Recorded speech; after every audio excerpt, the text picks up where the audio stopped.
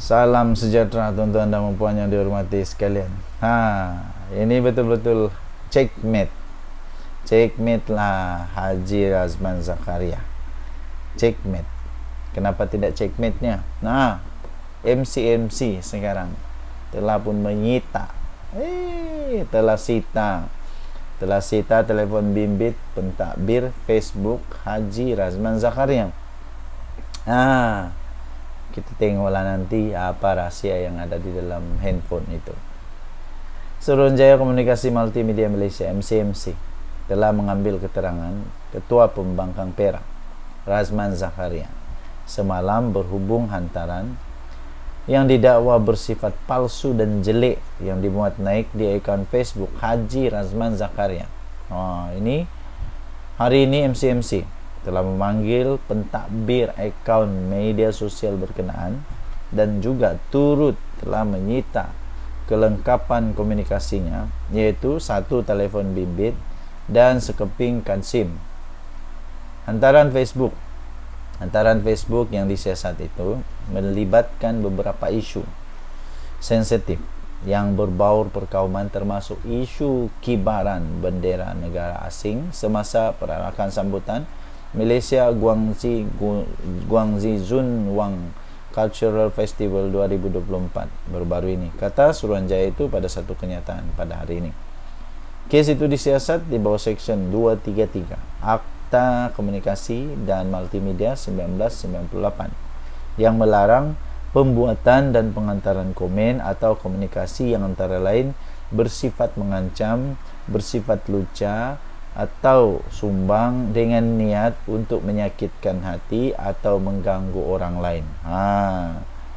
Seksyen tersebut memperuntukkan hukuman denda maksimum RM50,000 atau penjara hingga 1 tahun atau kedua-duanya sekali jika sabit kesalahan.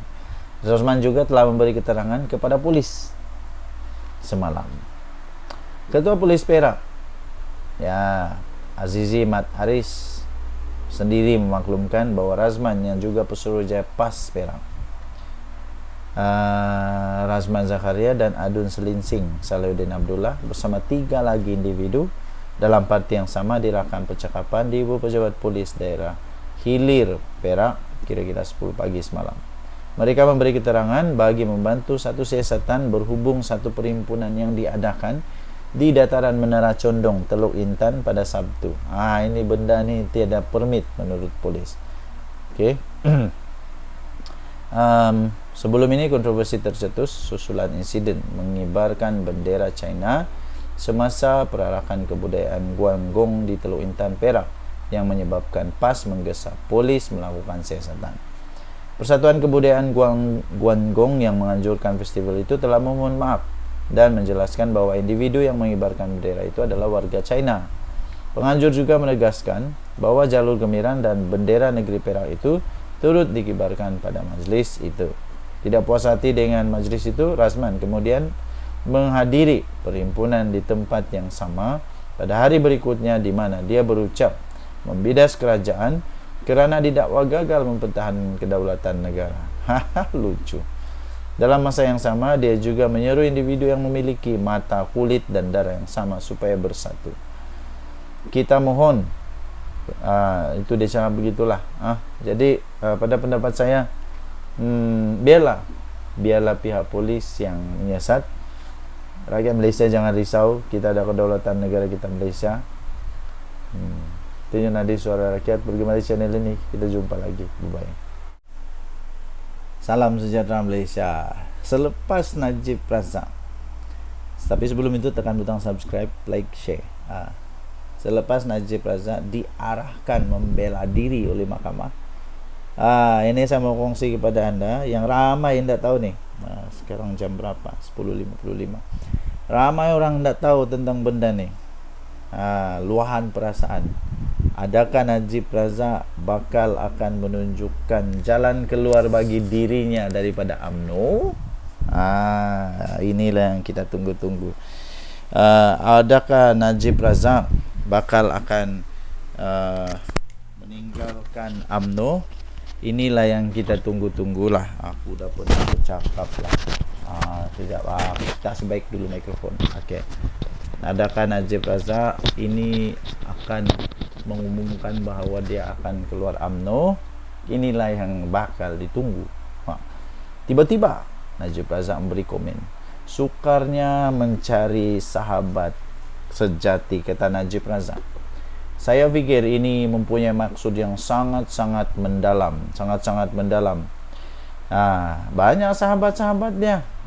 Contohnya Zaid Hamidi. Adakah Najib Razak kecewa pada Zaid Hamidi? Soalan besar tu. Siapa yang dia kecewa sebenarnya ni? Bekas Perdana Menteri Datuk Seri Najib Razak menyatakan kesukaran dalam mencari sahabat sejati, terutama mereka yang sanggup hadir di sesi ketika mendepani waktu kesusahan. Antaran di Facebooknya turut mendakwa ramai hanya tunjuk muka sewaktu mencari kesenangan, dan ada juga yang bermuka-muka. Ini saya mau bagi tahu benda yang realiti. Kalau saya, benda yang realiti ialah jangan ikut sama-sama masuk dalam lubang. Kalau sudah dia jatuh dalam lubang, kasih selamat dia keluar dari lubang. Jangan kau terjun dalam lubang sekali. Jadi itulah yang mungkin berlaku. Tetapi katanya, hidup ini memang penuh pengajaran. Dia kata, baguslah. Di kala kepahitan hari ini ada setitik kemanisannya dan penghargaan, katanya pada Rabu.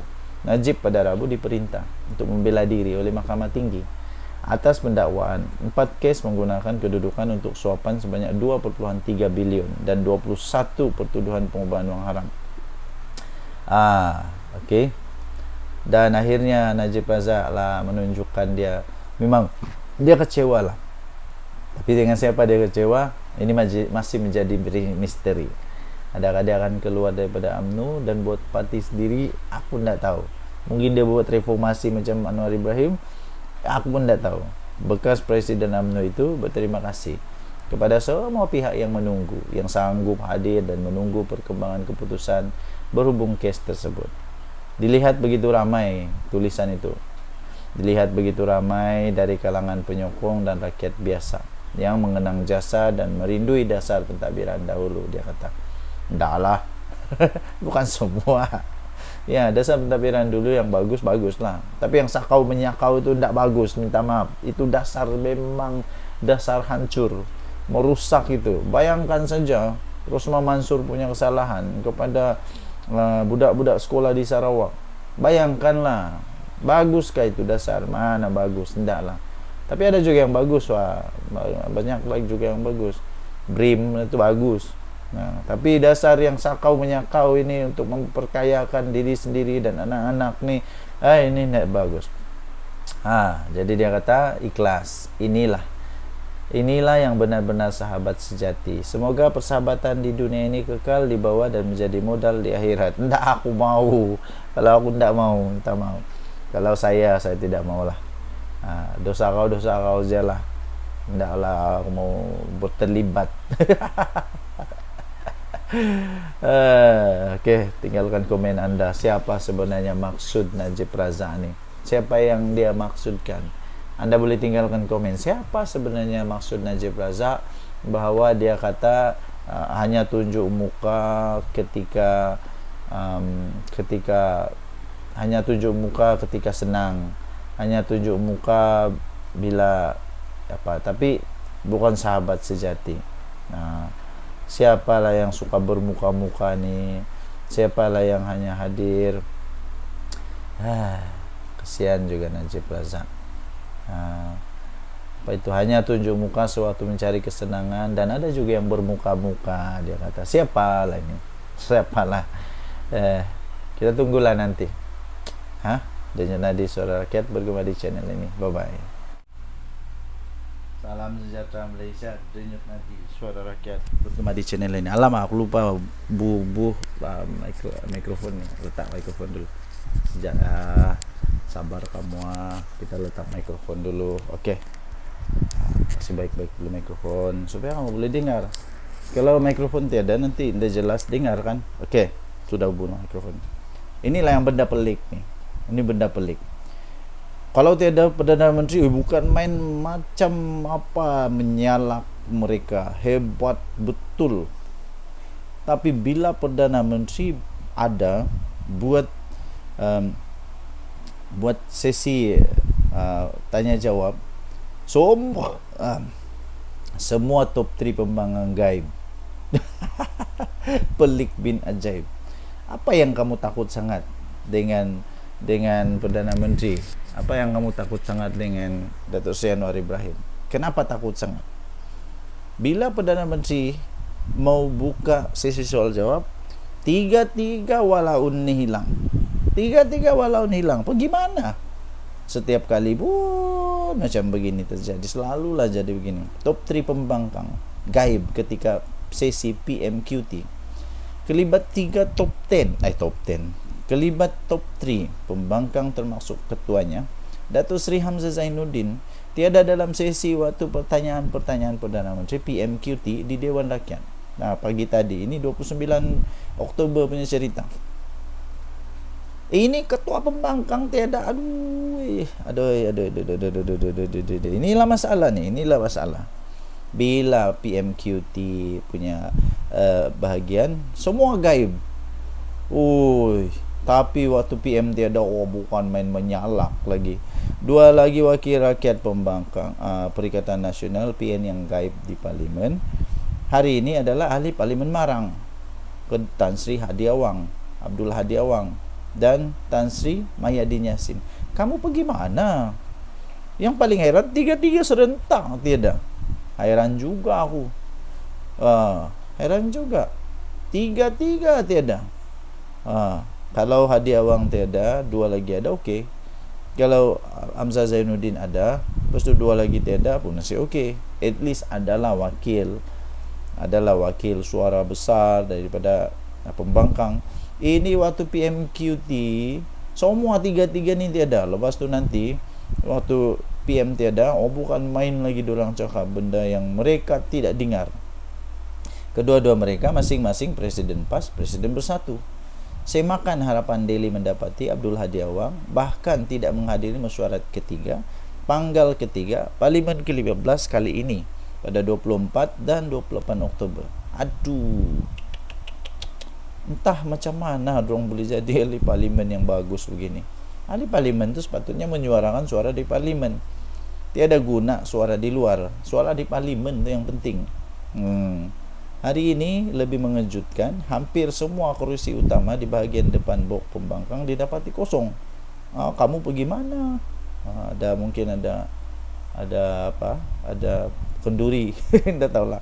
Rata-rata menyebabkan pembangkang gagal memanfaatkan peluang bersemuka secara langsung dengan Perdana Menteri semasa sesi PMQT dengan mengangkat suara rakyat. Kamu dibayar gaji, dipilih untuk mengangkat suara rakyat di parlimen, bukan di luar. Apa gunanya di luar? Antaranya pengguna X, Amir Hamzah. Dia kata bercita-cita besar mau menjadi pemerintah. Hanya bercita-cita besar, tapi mana? Ada juga berpendapat jika berada di barisan belakang dalam blok pembangkang pastinya malu setiap kali hendak berhujah melawan Perdana Menteri. Mungkin diorang takut mau berhujah dengan Perdana Menteri kot. Mungkin diorang takut. Lepas tu adalah komen lagi, bos-bos aku tak muncul nak lead dalam parlimen, malu. Tapi itulah pembangkang tiada otak. Sikap pemimpin utama pembangkang yang tidak menghadiri sesi PMQT juga dianggap sebagai hanya baling batu sembunyi tangan. Lepas tu banyak lagi lah. Anda boleh baca ni. Saya share pada anda muka depan dia di Harapan Daily. Harapan Daily 29 Oktober. Harapan Daily 29 Oktober. Tajuk dia Top 3 Pembangkang Gaib ketika sesi PMQT. Tinggalkan komen anda. Dan tadi Suara Rakyat bergema di channel ini. Bye-bye. Salam sejahtera Malaysia. Aduh, bila sudah kena saman, janganlah lari. Inilah. Walaun ni suka sangat buat fitnah. Walaun suka sangat buat fitnah sampai bila kena saman ndak muncul pula. Terbaru. seorang pensyarah gaib tak muncul. Sesi mediasi saman fitnah Hanayo, Pansara kontroversi daripada Universiti Utara Malaysia UUM, Dr. Kamaru Zaman Yusof telah gagal menghadirkan diri pada sesi mediasi dengan Hanayo. Ini membabitkan saman fitnah yang dikemukakan oleh ahli parlimen segambut itu. Hanayo berkata beliau berada di Mahkamah Tinggi Kuala Lumpur bagi sesi berkenaan. Namun apa yang jadi, tuan-tuan dan puan-puan, Kamarul tidak hadir walaupun sebelum ini telah bersetuju mengambil bahagian. Ada pepatah kata, berani kerana benar, takut kerana memang confirm salah. Takut kerana confirm salah. Itulah, sebelum cakap fikir dulu, jangan fitnah. Sudah fitnah, kena saman, dah berani datang mahkamah. Itu lagi pening kepala. Jadi bertobatlah. Jangan duk kata benda yang besar-besar tapi diri sendiri, lidah sendiri tidak boleh dikawal. Itu lebih teruk. Lidah ni perlu dikawal. Sebab lidah ni boleh buat dosa. Dari hati timbul ke lidah. Apa yang di hati itulah di lidah. Mana boleh tanam durian tumbuhnya cempedak? Mana boleh tanam durian tumbuhnya buahnya anggur? Enggak. Jadi apa yang di dalam itu yang di lidah. Itulah dosa. Bertobatlah cepat-cepat. Jangan buat fitnah, ya. Hana berkata beliau berada di Mahkamah Tinggi, tapi Kamarul tidak datang-datang. Hadirannya menyebabkan sesi itu terpaksa diteruskan dalam pembicaraan ditunda pada 25 November nanti. Kalau ada masalah, beritahulah mahkamah.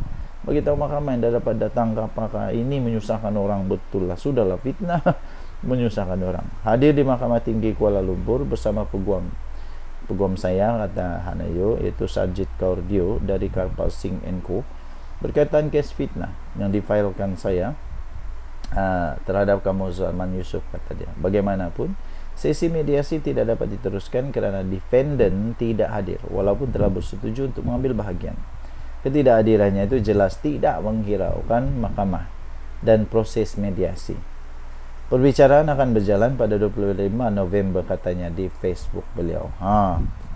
Hanayo yang juga Menteri Belia dan Sukan telah memfailkan saman pada tahun 2022 terhadap 2 hantaran Facebook Kamarul yang dimuat naik pada Mei 2017, di mana ia mendakwa Kamaru Zaman mendakwa Hanayo mempunyai motif menyebarkan agama Kristian melalui politik. Pening.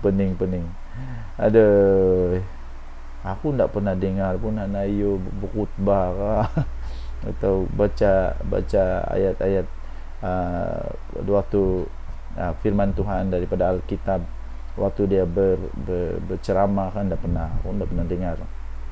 Kamarul juga menyebut buku biografi Hanayo, Becoming Hana, A Personal Journey, didorong oleh agenda kristianisasi. Saya belum pernah dengar orang baca biografi Hanayo ini jadi Kristian. Tak pernah, aku tak pernah dengar. Pensyarah itu juga mendakwa Hanayo berhasrat menjadikan Malaysia sebuah negara Kristian. Dari mana dia dapat maklumat ni, tak tahulah. Tidak akan. Kita ada perlembagaan yang menjaga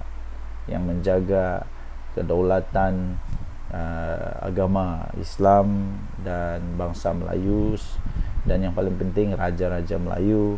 Kita ada perlembagaan, bukan senang-senang. Entah kenapalah ini seorang pensyarah ni boleh cakap benda macam ni. Aduh, seolah-olah dia tak pernah masuk tadika. Adakah benda ni dengan mudah boleh jadi macam tu? Tiadalah. Mana ada benda ni boleh mudah gitu. Jangan risau, kita ada perlembagaan. Jadi Kamaru Zaman Yusof, janganlah lari. Sudah kena saman, datang pergi mahkamah. Buat baik-baik. Jumpa lagi. Bye-bye. Salam sejahtera Malaysia. Denyut nadi suara rakyat bergema di channel ini. Selamat pagi. Saya masih ingat lagi benda lucu apabila Muhyiddin Yassin, apabila Muhyiddin Yassin, Hadi Awang, Dominic Lau tiba-tiba lah bergabung, lepas tu tiba-tiba memanggil Atok yang sudah tua nyanyuk entah apa nih sebagai penasihat. Ada, aku rasa ini benda paling lucu.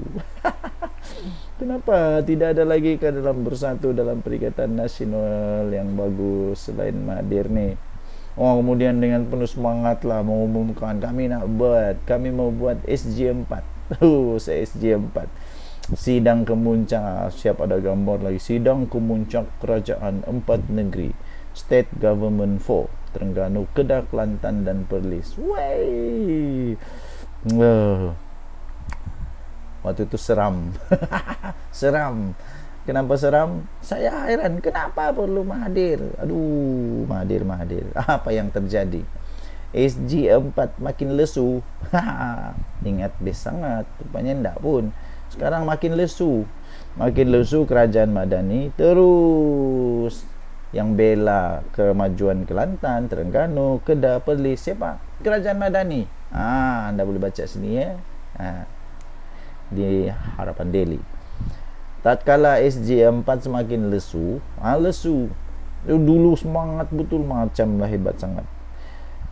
Setelah tiada sebarang pelaburan antarabangsa diumumkan sejak pelancarannya setahun lalu, Pelan de Greta Kedah juga berisiko kini menjadi hanya retorik politik baru Perikatan Nasional. Kesian. Di mana? Sudah 1 tahun. Adakah pelaburan antarabangsa yang pergi masuk Kelantan, Terengganu, Kedah, Perlis ini dalam rangka SG4 ini? Adakah? Atau semua itu hasil daripada kerajaan Madani punya usaha?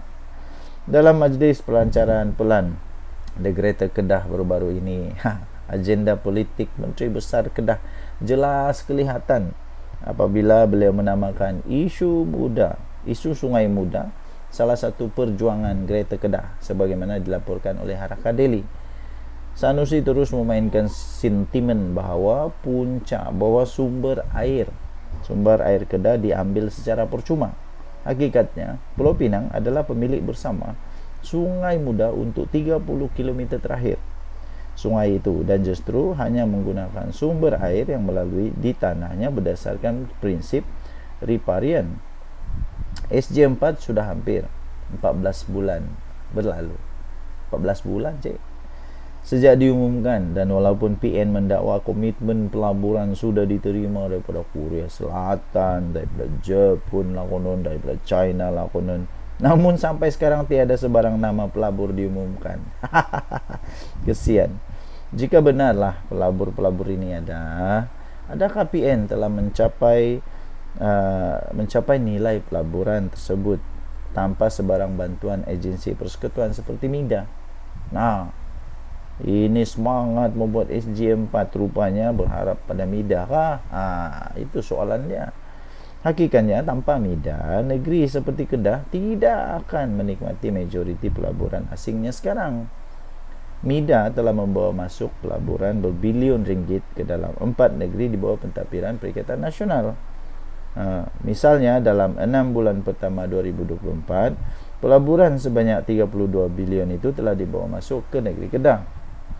Ini menunjukkan kerajaan Madani tidak mengamalkan sikap pilih kasih dengan menjunjung prinsip federalisme di mana rakyat di 4 negeri ini masih berhak untuk menikmati pembangunan secara seimbang. Bukan itu saja, bahkan dalam Belanjawan 2025 baru-baru ini, Perdana Menteri Datuk Seri Anwar Ibrahim terus mengangkat kebajikan dan kemajuan Perlis, Kelantan, Terengganu, Kedah. Belanjawan 2025 turut menyebut akan mewujudkan perkumpulan ekonomi kluster yang mengikut keistimewaan negeri seperti industri kimia, termasuk khususnya di Pahang dan Terengganu, serta tenaga boleh baharu seperti di Perlis dan di Sabah. Ini mengurangkan jurang ekonomi antara wilayah.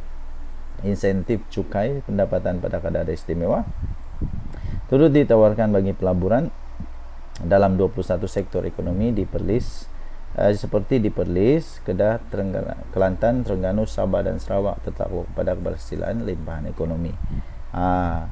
Walaupun PN cuba untuk menyemai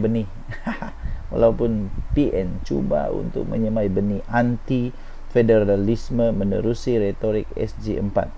Kerajaan Madani terus mencari jalan menambah baik sosioekonomi Perlis, Kedah, Terengganu dan Kelantan tanpa mengira agenda politik. Inilah prinsip keadilan yang dituntut oleh Islam katanya. Pelaksanaan mengatasi kata-kata. Janganlah jadi tin kosong, kosong tapi bising, makin kosong makin bising.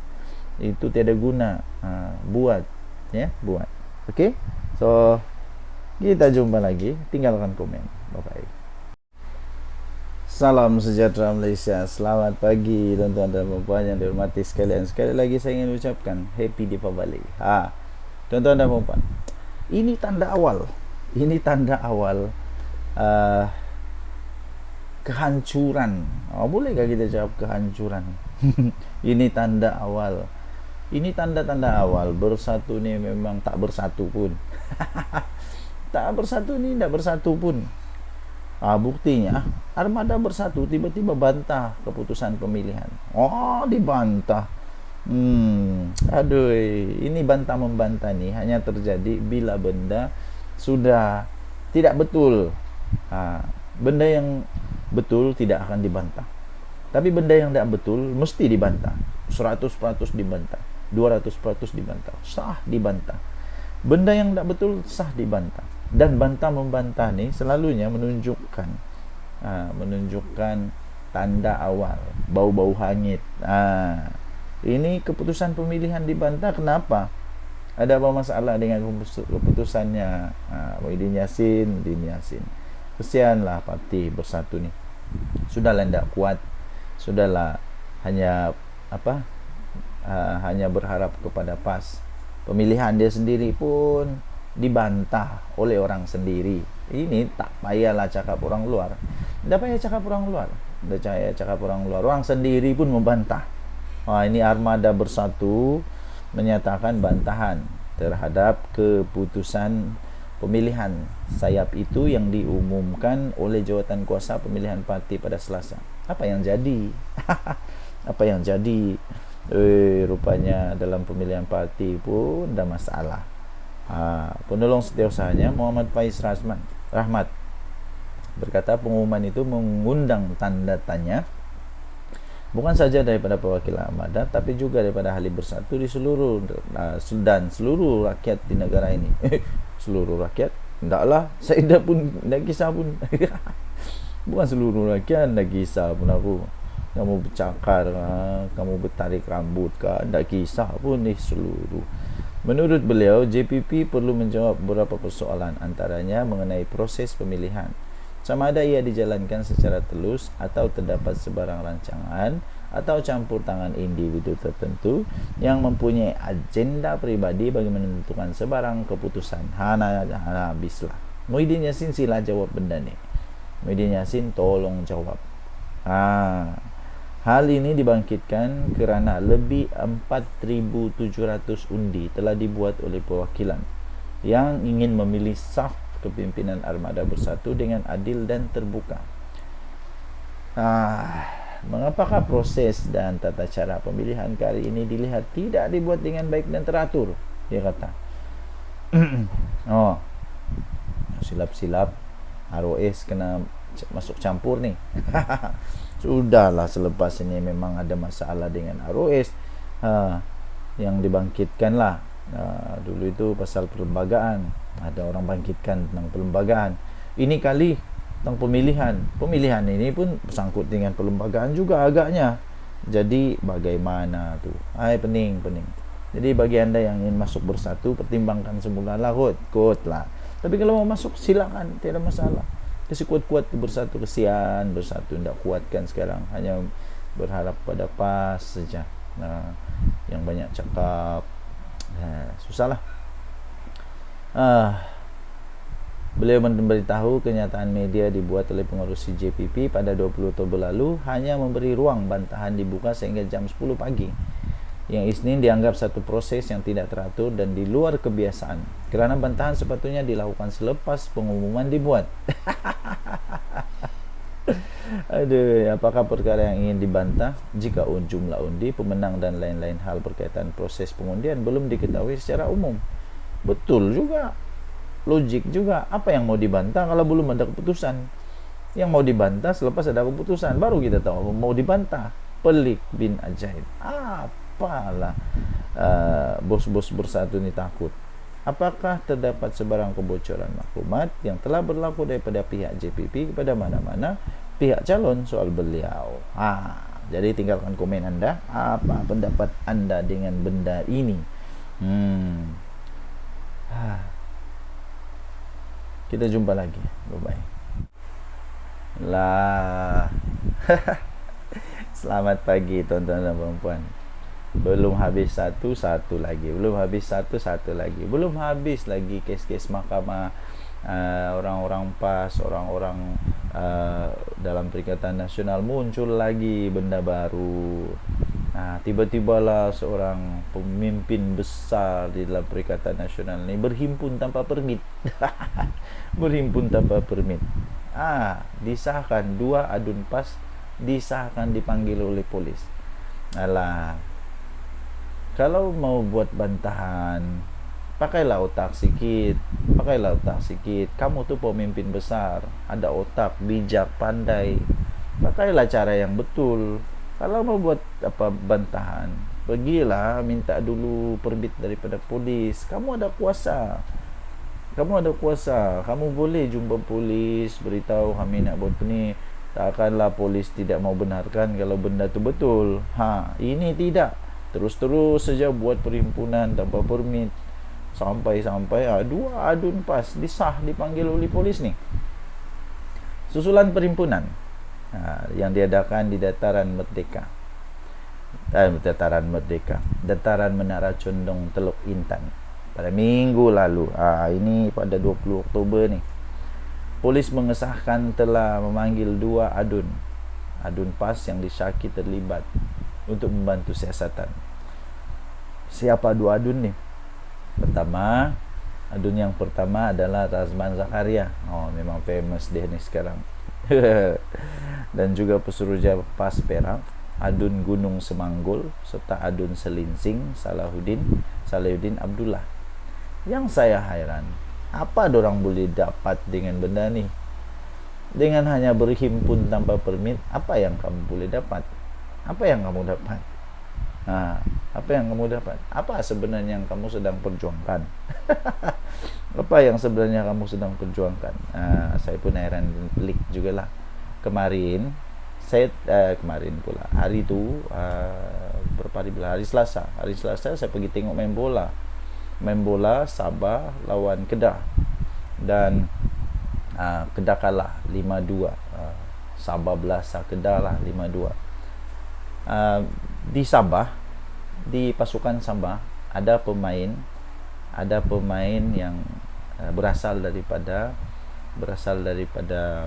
Korea, 2 orang, si Ku dan si Pak Taesu. Tapi Pak Taesu tak main lah, si Ku yang main. Kamu tahu apa? Di sebelah saya, lebih kurang dalam 10 orang jaraknya tempat duduk saya, ada orang Korea bawa bendera Korea.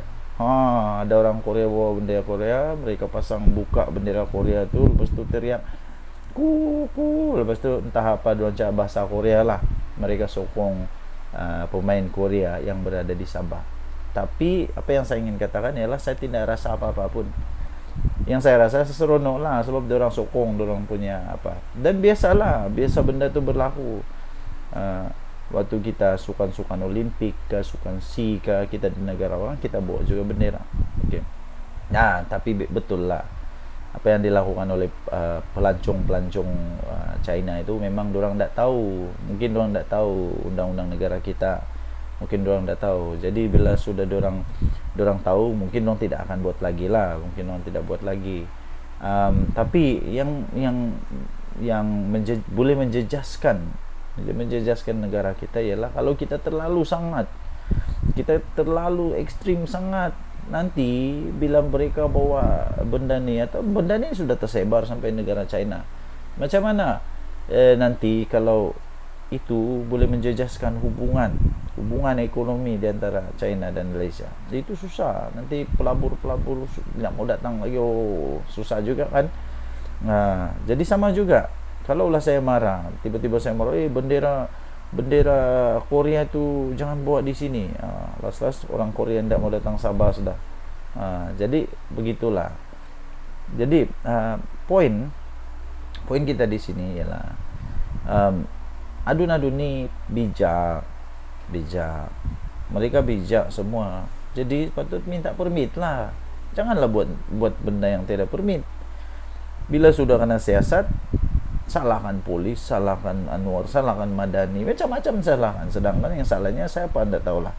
Ini disahkan oleh Ketua Polis Perak, Datuk Azizi Mat Aris, berkata selain mereka terdapat 3 lagi individu yang difahamkan dari parti itu telah dirakam percakapan di Ibu Pejabat Polis daerah Hilir Perak semalam. Okey, so apa komen anda?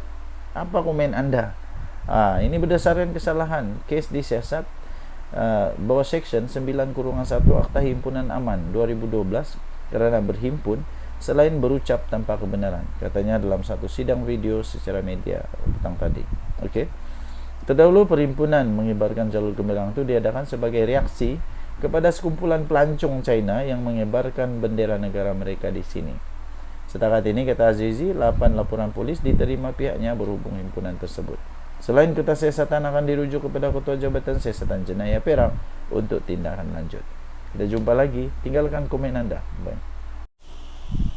Salam sejahtera Malaysia. Denyut nadi suara rakyat bergema di channel ini. Okey, tuan-tuan dan puan yang dihormati sekalian, selamat pagi. Apa kabar? Okey, tuan-tuan dan puan yang dihormati sekalian, kita semua sudah tahu, rata-rata seluruh rakyat Malaysia sudah tahulah apa yang terjadi pada Datuk Seri Najib Tun Razak, bekas Perdana Menteri Malaysia yang telah pun disahkan terpaksa membela diri. Semua orang tahu tentang perkara itu, tapi jangan skip video ini kerana saya ingin kongsikan kepada anda rahsia sulit yang ramai rakyat Malaysia tidak tahu, yang mereka hanya tahu Najib kena di mahkamah, tapi ramai yang tidak tahu tentang perkara ini. Rahsia ini ramai yang tidak tahu. Saya ingin kongsikan kepada anda 8 rahsia yang rakyat Malaysia yang tidak tahu tentang Najib dan 1MDB. Ini disebut di mahkamah, dinyatakan oleh Hakim Mahkamah Tinggi. 8 perkara. Yang pertama, ramai yang tidak tahu perkara ni. Kenapa Najib kalah? Yang pertama, kerana tertuduh, iaitu Najib Razak mempunyai kawalan dan kuasa penuh ke atas perbelanjaan akaun bank peribadinya. Pertama, dia ada kawalan penuh dan kuasa penuh. Maksudnya tidak ada sebarang apa-apa pengaruh, tidak ada yang cuba untuk tipu dia, tidak ada, kalau orang tu cuba tipu dia pun, kalau orang tipu dia pun, dia masih ada kawalan penuh dan kuasa penuh kepada perbelanjaan akaun bank peribadinya. Itu yang pertama. Yang kedua, tertuduh iaitu Najib Razak juga mengaku wang itu dihantar dan cek dikeluarkan secara peribadi kepada pelbagai pihak yang juga sebahagian daripada 21 pertuduhan amlah. Dia mengaku wang itu dihantar dan cek dikeluarkan secara peribadi. Nombor 3, tertuduh juga disebabkan peristiwa 916, iaitu 16 September 2008, terdapat keperluan untuk tertuduh bagi mencari dana politik, bagi mengelakkan mana-mana ahli parlimen dari Barisan Nasional lompat parti dan sekaligus menyebabkan beliau kehilangan kuasa politik. Ada modus operandi rupanya di sini yang jelas. Ini boleh dikategorikan sebagai modus, mungkin boleh dikategorikan sebagai modus operandi. Ramai yang tidak tahu perkara ni. Yang nombor 4, jangan skip. Nombor 6 paling padu. Nombor 4, keterangan daripada bekas Ketua Setiausaha Negara. Ini dari bekas Ketua Setiausaha Negara sendiri, iaitu Tan Sri Sidek Hasan. yang memberi keterangan bahawa 1MDB dimulakan sebagai dana politik untuk Barisan Nasional. Wow, ini paling pecah kepala. Nombor 4 nih, keterangan dari bekas Ketua Setiausaha Negara sendiri, Tan Sri Siddiq Hasan. Dia memberi keterangan bahawa 1MDB ini dimulakan sebagai dana politik untuk Barisan Nasional. Saya fikir ramai yang tidak tahu perkara ini. Ramai juga makcik-makcik tu yang nangis-nangis, Najib tu, penyokong Najib. Dia tidak tahu benda ni. Nombor 5. Tertuduh tidak pernah membangkitkan sebarang pertanyaan mengenai dana yang memasuki akaun pribadinya sepanjang 4 tahun. Dia tidak pernah membangkitkan sebarang pertanyaan. Sedangkan yang masuknya pelik-pelik, besar-besar, dan kalau dia kata dia tak tahu, dia patut tanya, dia patut soal. Dan dia Perdana Menteri, dia ada kuasa yang cukup besar untuk stop untuk tanya, untuk buat inquiry. Tapi dia tak buat selama 4 tahun. Apalagi nombor 6, tertuduh tidak membuat sebarang laporan polis. Tertuduh Najib Razak tidak pernah membuat sebarang laporan polis terhadap Jolo. Pihak berkuasa tidak pernah menerima sebarang aduan daripada tertuduh atau pegawainya pada 2015. Tidak pernah. Seolah-olah apa jadi ya? Ini semua dibenarkan. Seolah-olah benda ni tak salah. Seolah-olah benda ni tidak perlu dipersoalkan. Seolah-olah dia meredokan saja. Redolah duit masuk dalam akaun. Macam itulah kot kan. Jadi kenapa tak buat laporan polis? Benda ni pun makcik-makcik di luar sana yang duk nangis-nangis, teriak-teriak, Najib bosku, tak tahu. Nombor 7, pengerusi PAC Datuk Seri Hassan Arifin memberi 2 kali taklimat. 2 kali tak, bukan 1 kali. Pengerusi PAC Datuk Seri Hassan Arifin membuat 2 kali taklimat kepada bekas pengerusi dan CEO 1MDB mengenai apa yang perlu dikatakan semasa PAC untuk menjaga dan meminimumkan peranan tertuduh dan Jolo. 2 kali. Tapi tak masuk ayat. Otak tak masuk ayat atau dah terlampau banyak ayat kot. Okey. Nombor 8. Nombor 8 ini paling kau. Keterangan bekas peguam 1MDB Jasmine Loh Aiswan bahawa dia terdengar Jolo. Dia telah terdengar Jolo mengarahkan Ki Kok Thiam yang sudah pun meninggal dunia untuk merangka surat derma ketika mereka berada di sebuah hotel di London. 25 kes terbukti prima facie dan akan dibicarakan. Jadi tuan-tuan dan puan-puan yang dihormati sekalian, makcik-makcik, pakcik-pakcik yang tak tahu apa-apa, yang hanya termakan jasa, yang hanya rasa baik, itulah salah tetap salah ya makcik-makcik, pakcik-pakcik. Salah tetap salah. Jadi demikian 8 rahsia yang ramai makcik-makcik, ramai pakcik-pakcik tidak tahu. Saya sudah bagi tahu, terpulang. Buatlah anda yang semula, adakah Najib bersalah atau tidak, terpulanglah. Jangan sampai pula bersubahat, nanti dua-dua masuk neraka, susah tu. Okey, so tinggalkan komen anda. Denyut nadi suara rakyat bergema di channel ini. Jangan lupa tekan butang subscribe, like dan share. Malaysia kita punya, cintai Malaysiaku, kita jaga kita. Bye-bye.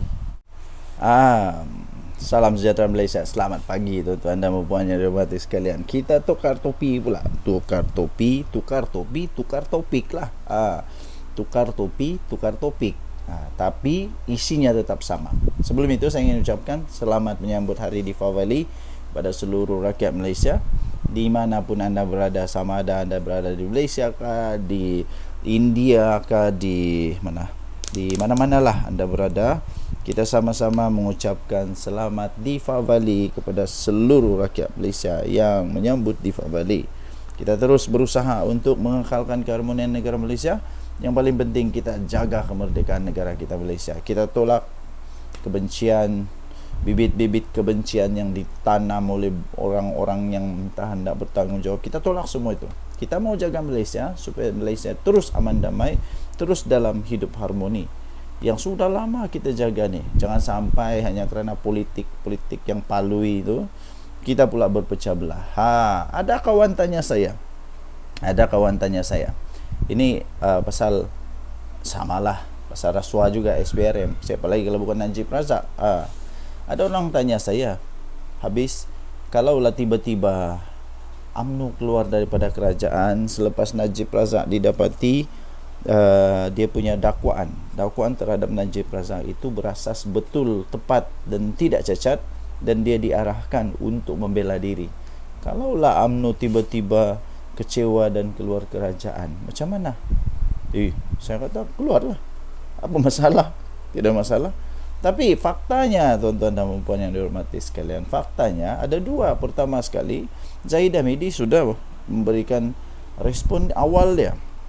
Respon awal Zahid Hamidi, dia kata ini peluang untuk Najib Razak membuktikan bahawa dia tidak bersalah. Ini maksudnya bahawa Zahid Hamidi sudah mulai dapat terima keputusan-keputusan yang dibuat oleh mahkamah tanpa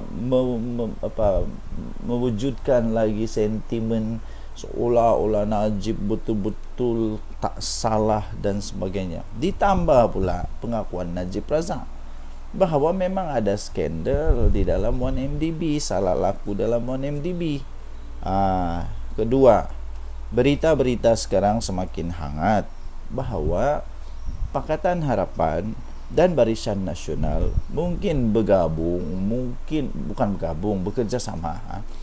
bekerjasama di dalam PRN yang akan datang, terutamanya PRN di Sabah.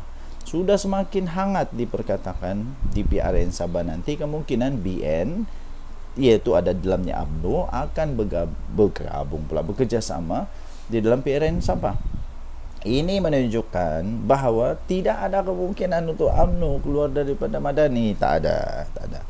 Jadi orang-orang yang nak sangat tengok UMNO keluar dari Madani itu anda silap, ya, anda silap. Walaupun ya adalah bising-bising tentang DAP dengan UMNO, saling bertukar-tukar pendapat dan sebagainya, memang ada. Tetapi untuk mereka keluar daripada kerajaan Madani itu satu tindakan yang langsung tak betul. Langsung tak betul dan tidak ada pun kelebihan untuk mereka. Yang ada ialah ini akan mendatangkan kerugian lebih besar kepada UMNO. Ada apa dengan UMNO lagi kalau mereka keluar daripada kerajaan Madani? Ada apa dengan UMNO kalau mereka keluar daripada kerajaan Madani? Jadi jawapan saya mudah. Kepada anda yang bertanya, adakah UMNO akan keluar daripada kerajaan? Jawapan saya pendek, mudah, jelas. Tidak.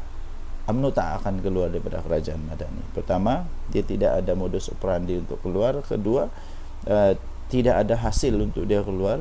Keempat, apa faedah dia kalau dia keluar? Kelima, kalau dia keluar dia akan lingkup. Keenam, kalau dia keluar dia tak ada apa-apa dah. Ketujuh, Zahid Hamidi tidak akan keluar.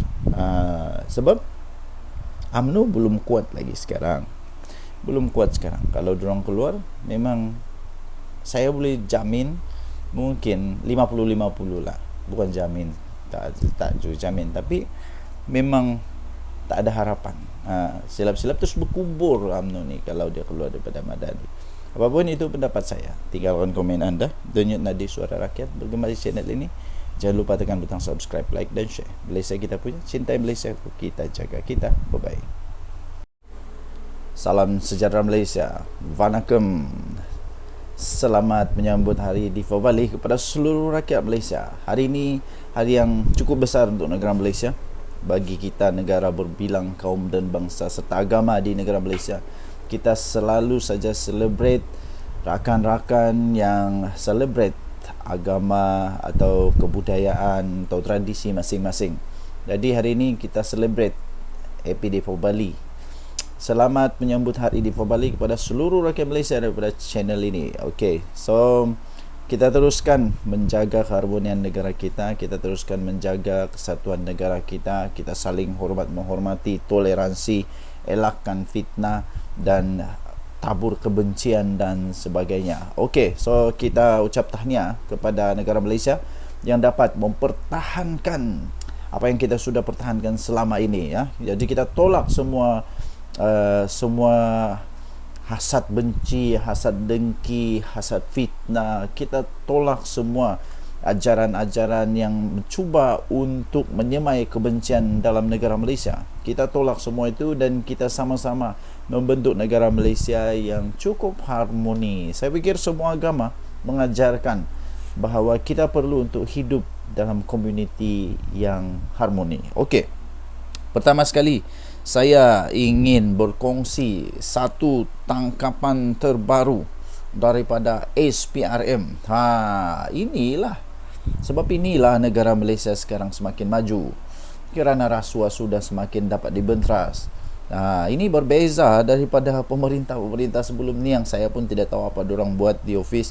Saya pun tidak tahu apa dorang buat dengan dorang punya kementerian dan sebagainya.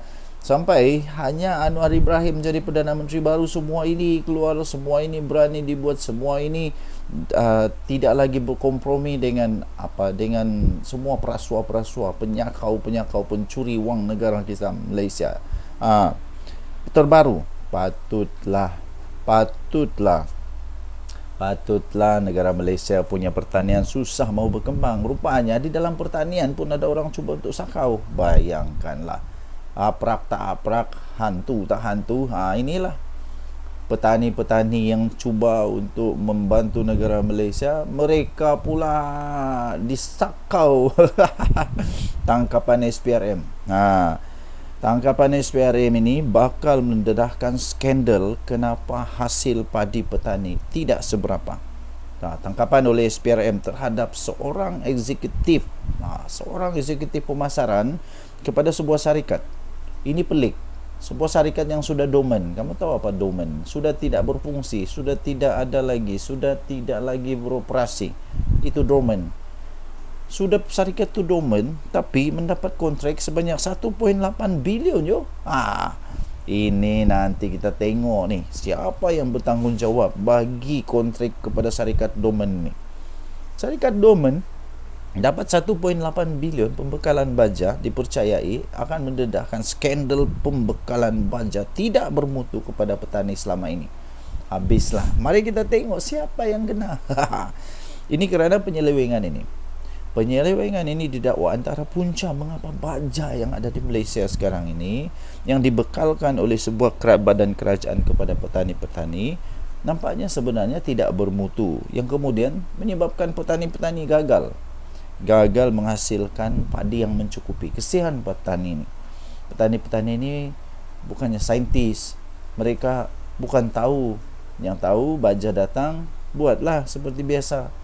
Ini teruk betul malaun manusia-manusia ni. Ini kepala entah mana yang buat ini. Bagi aktivis media sosial yang giat membangkitkan isu penyelewengan dalam sektor pertanian, Hishamuddin Ghazali dan Sam Gaz, isu ini akan meledakkan apa yang berlaku sebenarnya selama ini. Ini dia. Lepas tu dia sebut apa? Pembangkang Perikatan Nasional. Pembangkang Perikatan Nasional duk pertikai beras putih tempatan tidak cukup di pasaran, dia kata. Zaman mereka jadi kerajaan 33 bulan duk bekal baja subsidi. Tak ikut spek. 15,000 tan kepada pesawah, hasil hingga hasil jadi rendah, tak apa pula.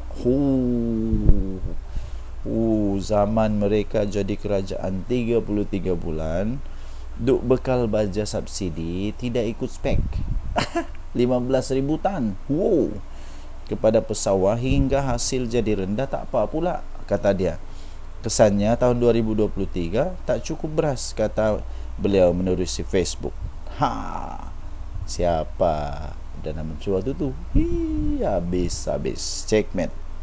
Kementerian Pertanian dan Keterjaminan Makanan pula sedia untuk memberikan kerjasama kepada SPRM susulan pembongkaran kewujudan kartel dalam pengagihan dan pembekalan kontrak baja padi dianggar bernilai 1.8 bilion. Menterinya Datuk Seri Muhammad Sabu berkata, beliau mengalu-alukan siasatan oleh badan berkenaan yang dijalankan ke atas Pertubuhan Peladang Kebangsaan atau NAFAS. Beliau kata, saya amat mengalu-alukan siasatan oleh SPRM yang dijalankan kini ke atas NAFAS. Saya juga ingin beri jaminan yang KPKM akan beri sepenuh kerjasama kepada SPRM untuk melengkapkan siasatan mereka. Semalam seorang eksekutif pemasaran sebuah syarikat direman 4 hari sehingga Sabtu ini berhubung dakwaan kewujudannya kartel dalam pengagihan dan pembekalan kontrak baja padi di sebuah pertubuhan di bawah kawalan sebuah kementerian yang dianggar 1.8 bilion. Perintah reman itu sah telah dikeluarkan oleh Magistrat Irza Zulaika Rohanuddin terhadap suspek. Menurut sumber lapor BH Online, lelaki berusia 30-an itu ditahan bagi membantu siasatan untuk memberikan keterangan lanjut. Setelah disiasat, hasil siasatan awal, kata laporan itu, siasatan awal mendapati syarikat terbabit adalah sebuah syarikat yang tidak aktif, sudah dormant di Malaysia sejak 8 tahun yang lalu. Bagaimanapun, syarikat induknya merupakan sebuah syarikat berpengkawalan di negara jiran. Di Singapura, syarikat terbabit juga dikatakan menerima kontrak pembekalan baja berjumlah 15,000 tan atau lebih kurang 60 juta pada tahun 2022. Siapa Perdana Menteri waktu itu, cik? Pemberian kontrak sangat meragukan dipercayai dibuat atas arahan pihak tertinggi pertubuhan tanpa kelulusan lembaga pengarah dan diberikan secara rundingan terus atas alasan pembelian darurat.